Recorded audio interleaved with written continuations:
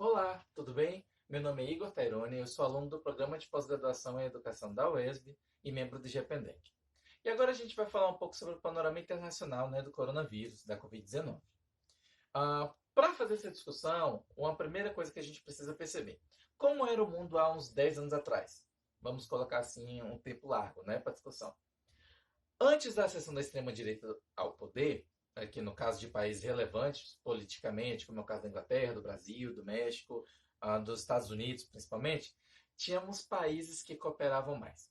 As relações elas aconteceriam de maneira multilateral, geralmente intermediada por organizações internacionais, né, que são grandes grupos entre os países com o objetivo, em termos práticos, de pôr ordem na casa, já que a gente não tem uma autoridade principal como o presidente ou primeiro-ministro do mundo.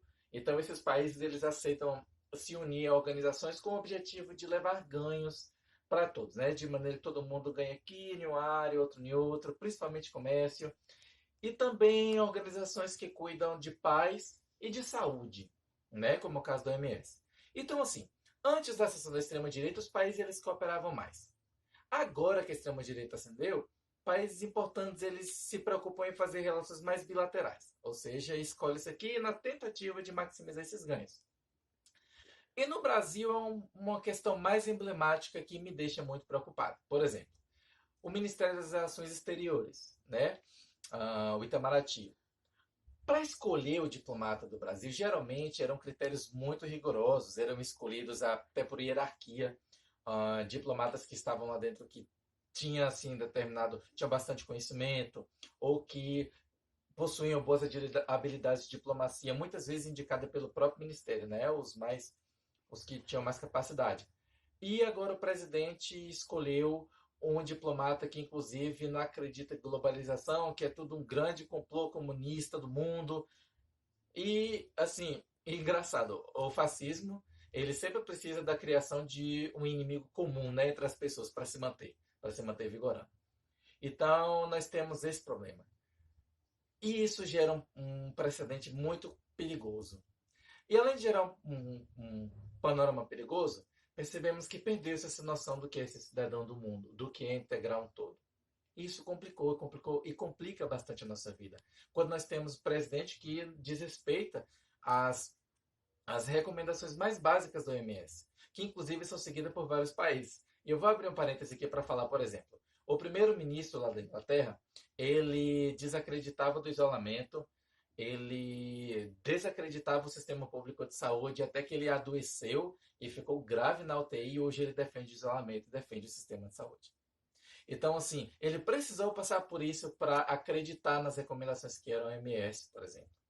Então você tem hoje um mundo que está caminhando, que caminha cada vez mais, caminhava cada vez mais para perder aquela identidade do cidadão como integrante de um todo, porque nós como sociedade somos integrantes do mundo, não somos só de uma cidade, de um país, de um estado, mas do planeta, estamos a todo tempo sendo bombardeados de ideias de fora. É o processo de globalização.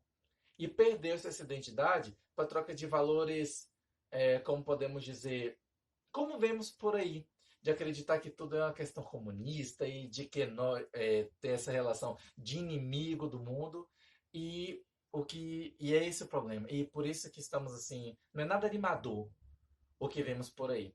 Então é importante que depois dessa pandemia vemos que os países eles estão caminhando novamente agora, enxergando talvez a necessidade de trabalhar de forma conjunta, de voltar à cooperação como tínhamos antes, ou como estávamos caminhando, né? Das organizações talvez voltarem a ter o crédito que merecem.